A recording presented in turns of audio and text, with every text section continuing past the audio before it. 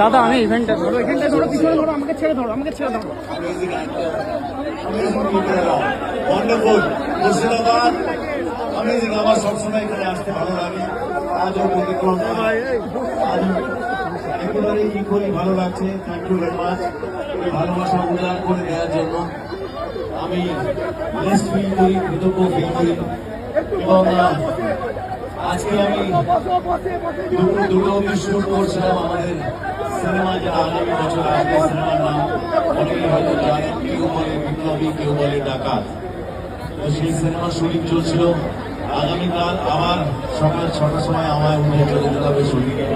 but এই সুযোগটা আমি ছাড়তে চাইছিলাম না, কারণ এই এনভায়রনমেন্ট, এই পরিবেশ